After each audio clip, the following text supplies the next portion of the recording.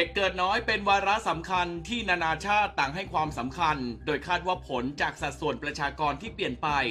จะส่งผลกระทบต่อประเทศต่างๆไม่ว่าจะเป็นด้านเศรษฐกิจสังคมและการเมืองไปพร้อมกับการเคลื่อนเข้าสู่สังคมผู้สูงวัยซึ่งประเทศไทยก็เป็นหนึ่งในประเทศที่กำลังเผชิญกับปัญหานี้เช่นเดียวกัน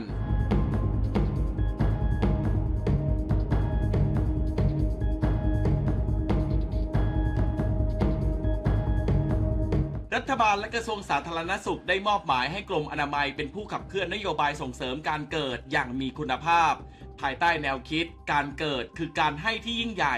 สนับสนุนให้โรงพยาบาลในสังกัดสำนักงานปลัดกระทรวงสาธารณสุขทุกแห่ง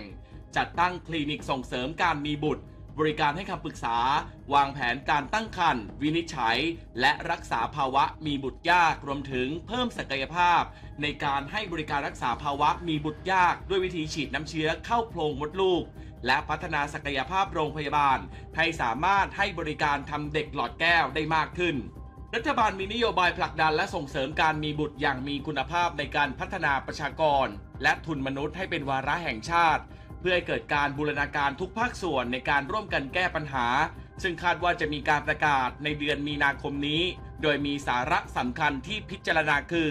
มาตรการส่งเสริมการมีบุตรทั้งเรื่องความสมดุลการทำงานกับการดูแลครอบครัวการแบ่งเบาค่าใช้จ่ายและภาระในการเลี้ยงดูบุตรการช่วยเหลือคนที่มีบุตรยากรวมไปถึงการแก้ไขกฎหมายที่เป็นอุปสรรคต่อการเข้าถึงเทคโนโลยีช่วยการเจริญพันธุ์ในกลุ่มที่มีความหลากหลายทางเพศกลุ่มหนุ่มโสดสาวโสดที่อยากมีบุตรแต่ไม่อยากมีคู่ให้มีโอกาสที่จะมีบุตรได้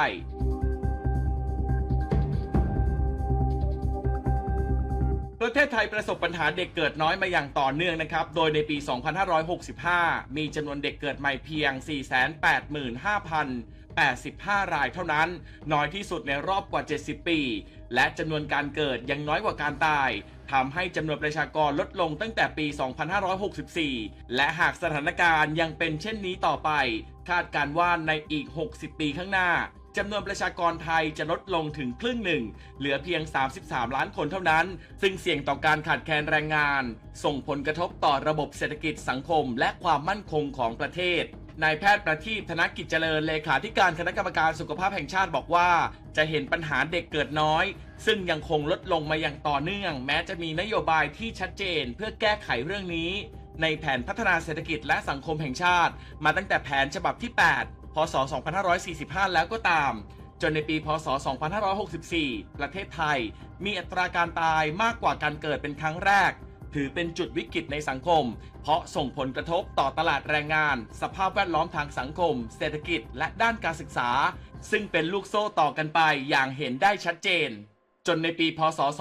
2564 ประเทศไทยมีอัตราการตายมากกว่าการเกิดเป็นครั้งแรกซึ่งถือว่าเป็นจุดวิกฤตในสังคมเพราะจะส่งผลกระทบต่อตลาดแรงงานสภาพแวดล้อมทางสังคมเศรษฐกิจและด้านการศึกษา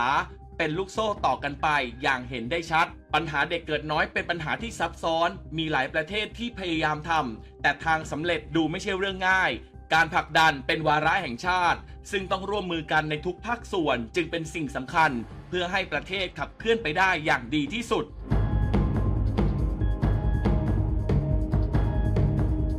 กรมอนามัยระบุถึงสาเหตุเด็กเกิดน้อยโดยระบุว่าวิถีชีวิตที่เปลี่ยนแปลงไปของคนรุ่นใหม่แต่งงานช้าลงเรียนสูงขึ้นมีค่านิยมอยู่เป็นโสดมีความหลากหลายทางเพศความต้องการมีบุตรและจำนวนบุตรที่ต้องการเปลี่ยนแปลงไปมองเป็นภาระอีกทั้งมาตรการที่จูงใจให้คนต้องการมีบุตรมีน้อยและมาตรการที่มีอยู่ไม่สามารถจูงใจให้คนอยากมีบุตรได้รวมถึงสภาพสังคมเศรษฐกิจสิ่งแวดล้อมและโรคอุบัติใหม่ส่งผลให้คนนั้นชะลอการมีบุตรและคนที่อยากมีบุตรประสบปัญหาภาวะมีบุตรยากและไม่สามารถเข้าถึงบริการช่วยเหลือภาวะมีบุตรยากได้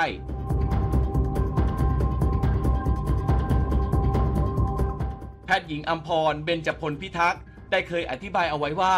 เหตุผลที่ปัจจุบันคนไทยมีลูกน้อยลงส่วนหนึ่งต้องยอมรับก่อนว่าการเข้าถึงการศึกษาที่เพิ่มมากขึ้นในประชากรบางกลุ่มผู้หญิงที่รับการศึกษาและอยู่ในระบบการศึกษาจนอายุมากขึ้นทำให้ชะลอการมีครอบครัวและชะลอการมีบุตรด้วยขณะที่วิทยาศาสตร์การแพทย์เรื่องการคุมกำเนิดและวางแผนครอบครัวนั้นดีขึ้น ความประสงค์ของผู้หญิงที่จะเข้าสู่ความเป็นแม่ หรือตั้งใจมีบุตรถูกชะลอออกไปและลดจำนวนลง อีกทั้งความคาดหวังต่อบทบาทของความเป็นพ่อแม่และต่อคุณภาพของลูกเป็นสิ่งที่มีการเปลี่ยนแปลงในระยะหลังโดยพ่อแม่หลายคนคาดหวังหากจะต้องเป็นพ่อเป็นแม่คนจะต้องมีความพร้อมจึงตั้งมาตรฐานความพร้อมไว้สูงกว่าจะถึงเวลาที่พร้อมจริงๆความสามารถในการมีบุตรก็อาจถดถอยลงไปและความเครียดความจริงจังทำให้โอกาสต่อการเจริญพันธุ์ได้รับผลกระทบไปด้วยความคาดหวังต่อคุณภาพของเด็กคาดหวังรูปแบบการเลี้ยงดูที่พ่อแม่จะมีให้กับลูกทำให้หลายคนเริ่มรู้สึกวิตกกังวลต่อบทบาทความเป็นพ่อแม่กว่าจะพร้อมก็เลยเวลาของวัยเจริญพันธุ์ไปพอสมควรแล้ว